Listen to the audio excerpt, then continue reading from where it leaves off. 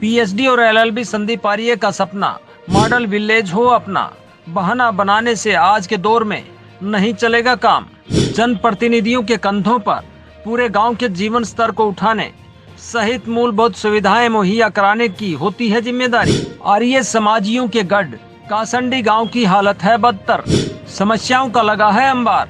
विकास न होने से आमजन की उम्मीदें हो चुकी हैं धूमिल। विकास की बाट जोहरे ग्रामीण कह रहे हैं अब की बार संदीप को मौका मिलना चाहिए। साथियों, आए दिन हम पंचायती चुनाव को लेकर अलग अलग ब्लॉक के गाँव में जाकर न केवल सरपंच पद के उम्मीदवारों से बातचीत कर रहे हैं, बल्कि वह उम्मीदवार चुने जाने के बाद कैसे काम करेगा यह भी अपने दर्शकों तक पहुंचाने में लगे हुए हैं। मगर उस गांव की वर्तमान समय में हालत क्या है, इस पर भी हमारी निगाहें हैं। तमाम गांवों में समस्याओं की एक लंबी सूची है, जिसको दुरुस्त करने के लिए चुने जाने वाले प्रतिनिधि दूर करने का दावा कर रहे हैं। मगर उन दावों की हकीकत में बदलने के लिए संदीप आर्य जैसे उच्च शिक्षित युवाओं को ग्रामीण अगर सही में मौका दें तो वे सरकार से संवाद कायम करके गांव की तस्वीर बदलने का मादा जरूर रखते हैं। सही में गांव के लिए कुछ करने का जज्बा और गांव की दयनीय स्थिति पर सरपंच पद के उम्मीदवार संदीप आर्य की तलखी अपनी जगह पर सही में दिखाई दी। संदीप के पिता सत्यपाल आर्य भगत फूल सिंह गुरुकुल खानपुर में दशकों तक अपनी सेवाएं दे चुके हैं। संदीप खुद एक बहुत बड़ी शिक्षण संस्था के एमडी हैं। हाल ही में उन्होंने पीएचडी की डिग्री हासिल की है।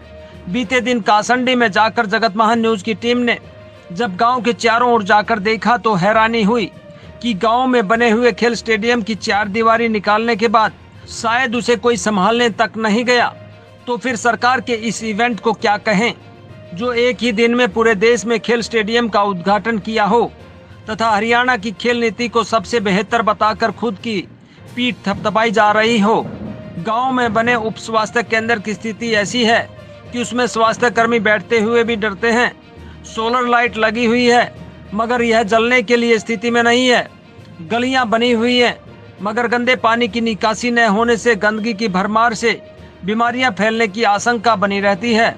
इन समस्याओं से संदीप कैसे निजात दिला पाएंगे और अगर ग्रामीणों ने उन्हें मौका दिया तो किस तरह से काम करना चाहेंगे, उन्होंने अपना विजन बताते हुए जगत महान न्यूज से बातचीत की। नमस्कार साथियों, आप देख रहे हैं जगत महान न्यूज और मैं हूं आपके साथ तेजवीर सिंह। साथियों, आज हमारी टीम पहुंची है गांव कासंडी में। कासंडी गांव में जो आजकल पंचायती राज चुनाव चल रहा है उसकी सरगर्मियां अपने चरम पर हैं और सभी प्रत्याशी डोर टू डोर अभियान के साथ साथ पूरे गांव में पोस्टर और बैनरों के साथ अपना प्रचार करने में लगे हुए हैं। हमारे साथ मौजूद हैं आज संदीप आर्य जी।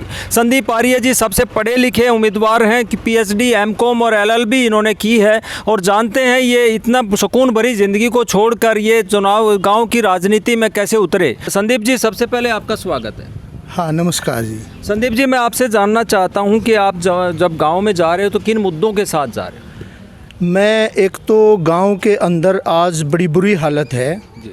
आप पशु अस्पताल में चले जाओ, वहाँ शायद आप घुसने की भी कोशिश नहीं करोगे, इतना ज़्यादा गंदगी फैली हुई है।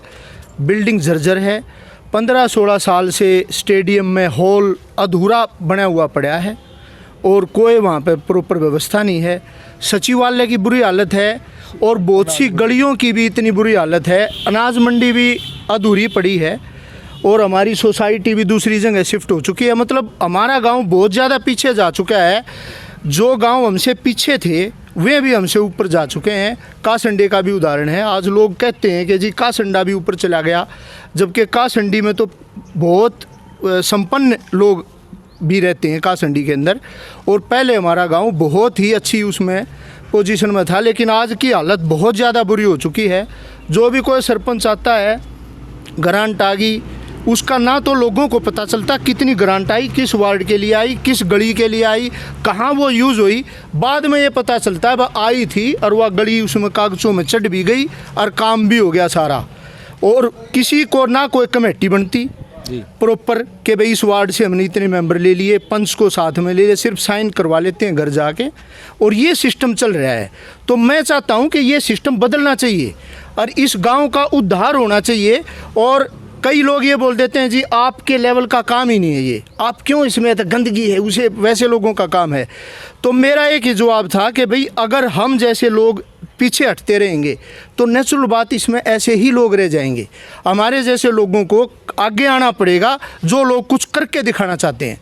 और मैं चाहता हूँ 5 साल में एक ऐसी मिसाल पेश करूँ कि पूरे सोनीपत के अंदर लोग ये याद रखें, भाई सरपंच ऐसा होता है, ऐसे काम होते हैं गाँव के। जी, दरअसल क्या है, 70 साल के बावजूद भी गांव में मूलभूत सुविधाओं के लिए लोग तरस रहे हैं। तो आप अगर जनता के बीच में अगर चुने जाते हैं तो आप क्या विजन लेके चल रहे हैं, किस तरह की सुविधाएं गांव में देने का प्रयास करेंगे? मैं गांव के अंदर जैसे एम्बुलेंस की फैसिलिटी फ्री, मैं अगर 1% आप ये मानो मैं पंचायत नहीं, ये फैसिलिटी तो मैं अपनी तरफ से भी मेरा मन बना हुआ है क्योंकि मैं जन सेवा करना चाहता हूँ। पुस्तकालय, अब सचिवालय में क्या है, वहाँ पर अगर एक बच्चों के लिए पुस्तकालय हो, फैसिलिटी हो, टेस्टों की तैयारी की फैसिलिटी हो, उसी प्रकार स्टेडियम के अंदर जो बच्चे फौज में, पुलिस में, वहाँ पे ठीक है बच्चे दौड़ लगा लेते हैं और काम कर लेते हैं, लेकिन उनको टीचिंग के लिए कुछ नहीं मिलता जी। उनकी प्रॉपर कोचिंग और गाइडेंस कुछ नहीं मिल पाता उनको, जिसके लिए उनको या तो शहर में भागना पड़ता है या कहीं और उन्हें अपना सिस्टम देखना पड़ता है। तो मैं चाहता हूँ कि ये सभी फैसिलिटीज़ इस गाँव के अंदर अवेलेबल हों। पानी की जो फैसिलिटी है, एक ट्यूबवेल ख़राब हो गया, सारा पानी का सिस्टम ठप जी।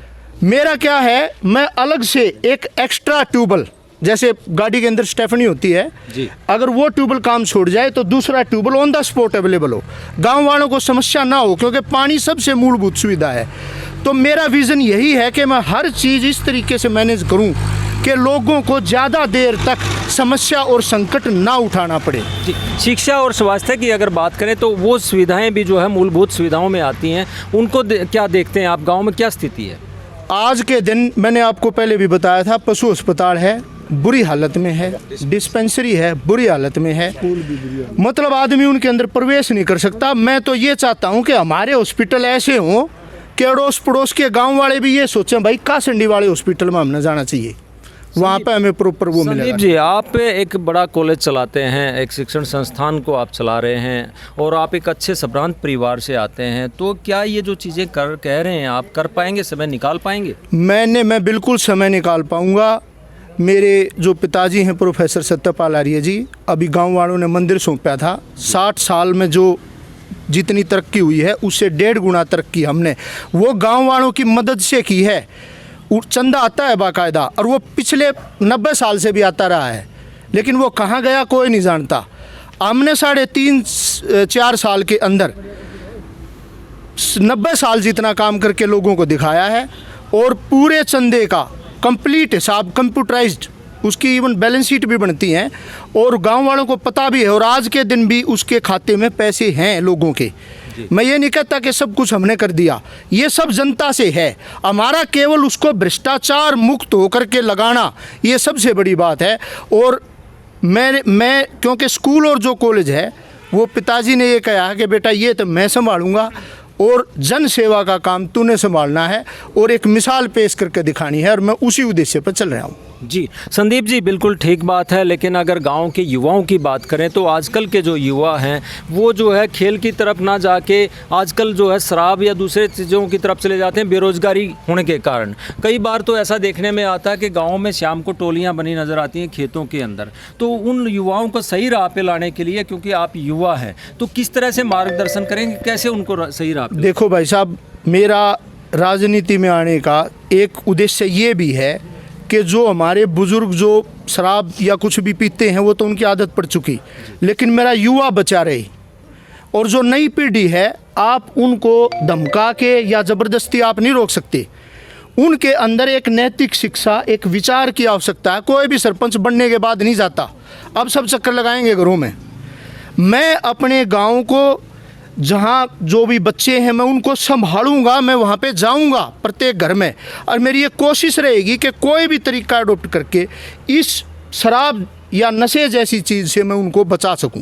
कई गांव में हमें देखने को मिला, जैसे बिदल गांव में हमें देखने को मिला कि वहाँ सुभाष चंद्र बोस कमेटी एक बनाई गई है युवाओं के द्वारा, उसके माध्यम से हज़ारों पेड़ लगाए गए हैं और गांव में जो है स्वतंत्रता सेनानियों के लिए उन्होंने गली का नाम स्वतंत्रता सेनानियों के नाम पर रखा, चौक का नाम रखा है, उससे स्वतंत्रता सेनानियों को जो याद रहे युवाओं में, तो उसके लिए भी उन्होंने प्रयास किया, काफ़ी अच्छे प्रयास किए। क्या आप भी उस तरफ कोई प्रयास करेंगे? बिल्कुल, आर्य समाज का पूरा प्रचार प्रसार अपने गांव के अंदर बहुत पुराने से मैं कहीं भी जाता हूं, कई बार लोग मेरे को ये कहते हैं, जब मैं कहता हूं मैं कासंडी से हूं तो वो ये कहते हैं अच्छा वो तो आर्यों का गांव है।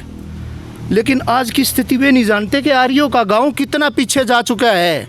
आप जब यहाँ पर आओगे, एक आधा तो ये भी उदाहरण देता है, भाई यहाँ तो शराब का इतना प्रचार हो रहा, आर्य और शराब, मांस, मदिरा, इन चीज़ों का कोई संबंध ही नहीं है।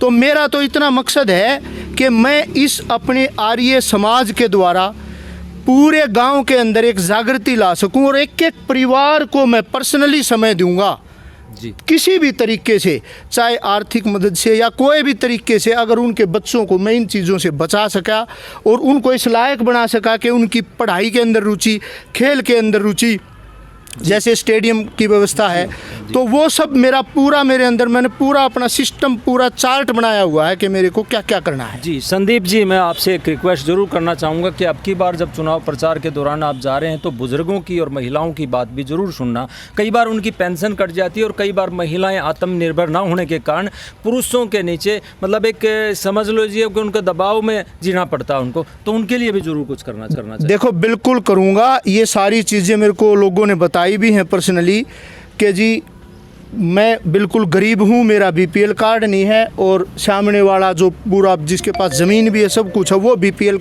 का मजा ले रहा है जी। तो ये चीज़ें सारी मेरे नोटिस में है। मैं गरीब लोगों को उनका हक दिलवाऊंगा जो उनको मिलना चाहिए, क्योंकि ये ज़्यादती कैसे होती है, मैं सरपंच उम्मीदवार हूँ, मैंने देखा ये मेरे साथ नहीं है, वो मेरे साथ नहीं है, उनके साथ बहुत ज़्यादा अन्याय की कोशिश करते हैं, चाहे वो झूठ मूठ में हो। इस प्रकार की जो राजनीति आज के दिन आ गई है वो सबसे खतरनाक राजनीति है कि भाई मैंने तो ये व्यक्ति हराना है, मैं इसलिए खड़ा हो गया, सिर्फ मैं बनने के लिए खड़ा हुआ हूँ, किसी से मेरे को कोई सरोकार नहीं है। मैंने अगर गांव मौका देगा तो मैं गांव के विकास का काम करूंगा, ना कि एक दूसरे की इधर उधर। आप समझ गए होंगे इस बात को। बहुत अच्छी सोच है आपकी, लेकिन अगर मैं आखिरी सवाल करूं आपसे तो सुरक्षा के मामले में देखा जाए तो आजकल गांव की भी स्थिति ज़्यादा बेहतर नहीं है, तो सुरक्षित बनाने के लिए गांव के लिए आप क्या करना चाहेंगे? जिस प्रकार से गांव भी हाईटेक होते जा रहे हैं, सबके हाथ में मोबाइल है, सब कुछ है, तो आप कैसे सुरक्षित बनाना चाहेंगे? देखो, एक तो ये तरीके हैं कि हम जो महत्वपूर्ण स्थान हैं जैसे सचिवालय है, पशु अस्पताल है या मेन जो चौराहे हैं, उन पे हम सीसीटीवी वगैरह की व्यवस्था कर सकते हैं। दूसरा मेरा मेन मकसद ये है कि मैं गांव से, हर वार्ड से एक टीम बनाऊंगा, उन टीमों से एक संगठन तैयार होगा जिसके अंदर एक विशेष विचारधारा के लोग जो सुरक्षा की भावना पैदा करेंगे, जिसको आप यूँ कहते हैं ना राम राज्य।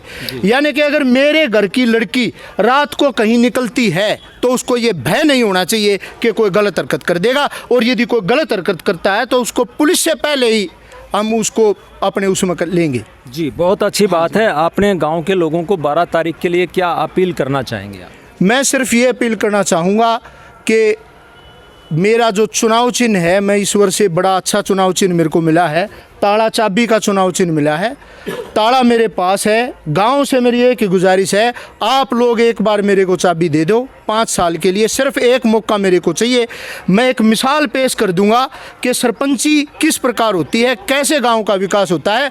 भविष्य में भी आने वाला सरपंच गांव के लोग ही उसको चलाएंगे, सरपंच गांव को नहीं चलाएगा। मैं ऐसी व्यवस्था कायम करना चाहता हूं और यही उनसे अपील करता हूं कि भाई आने वाली 12 तारीख को ताला चाबी पर मोहर लगा के और मुझे एक अवसर ज़रूर प्रदान करें। जी, तो दर्शकों ये थे संदीप आर्य, जो काफ़ी पढ़े लिखे व्यक्ति हैं और अपनी सुख सुविधाओं को छोड़कर गांव की सेवा करने के लिए गांव की गलियों की जो है धूल फाँक रहे हैं और कह रहे हैं कि मैं गांव में वो करूंगा जो 70 साल में अभी तक नहीं हो पाया है। देखते हैं आने वाले समय में अगर जनता इनको चुनती है तो ये अपने वादों पर कितना खरा उतरते हैं। हमारे साथ यहाँ पर मौजूद हैं पूर्व में प्रोफेसर रहे सतपाल आर्य जी, जिनका क्षेत्र में काफ़ी नाम है। इन्होंने गाँव में मंदिर का भी बहुत सुंदर जो है उसका पुनर्निर्माण करवाया है और बहुत सारे कार्य किए हैं। ये खानपुर यूनिवर्सिटी या गुरुकुल में भी जो है उच्च पदों पर रहे हैं। इनसे भी हम जानना चाहेंगे, इन्होंने अपने पुत्र को आज जनता के लिए सौंप दिया है, तो ये क्या सोचते हैं, क्या कहना चाहेंगे आप? मैं बस इतना ही कहना चाहता हूँ कि मैं समाज सेवा में भी रहा, शिक्षण संस्थानों की सेवा में भी रहा, शिक्षण संस्थान की स्थापना भी की। अब उसको तो मैं संभाल लूँगा, लेकिन लड़के को जन सेवा के लिए मैंने उतारा है। लंबी चौड़ी राजनीति में मैं इसे नहीं डालना चाहूँगा। केवल अपना गांव जैसे मैंने एक बहुत बड़ा संस्थान गांव को दे दिया है, उसी तरीके से मैं इसको चाहूँगा कि ये गांव को सही दुरुस्त कर दे और वहाँ पूरी सुविधाएं ना मिले तो हम संस्थान के माध्यम से उनको सुविधाएं दें। जी, आपको भरोसा है कि आपके सपूत्र जो है गांव को मूलभूत सुविधाओं के साथ ऐसा गांव बनाना चाहेंगे जिसको लोग देखने के लिए आएँ? हाँ बिल्कुल, ये बिल्कुल यानी दृढ़ प्रतिज्ञा है और जिस काम में लगता है निष्ठा से लगता है और मैं पूरी उम्मीद करता हूँ कि ये इस काम को करने में सक्षम है। जी, क्या अपील करना चाहेंगे गांव के लोगों को? बस यही अपील करना चाहूँगा कि इसको मौका दे। मेरे को तो मौका बहुत समाज ने काफ़ी जगह दिया है, मैंने काम किया है, उसी तरीके से ये भी काम करिएगा। जी, तो दर्शकों ये थे सतपाल आर्य, प्रोफेसर रहे हैं और काफ़ी उच्च पदों पे रहे हैं, गांव के लिए विकास कार्यों में भी शरीक रहे हैं और अब मंदिर का निर्माण भी करवाया है। और संदीप आर्य ने जिस प्रकार से दावे किए हैं, अगर इन सारे दावों पर ये खरा उतरते हैं तो गांव का चमकना लाजमी है। देखते हैं आने वाले चुनाव में क्या होता है। जगत महान न्यूज़ के लिए गाँव कासंडी से सारिका नरवाल के साथ तेजवीर सिंह, नमस्कार।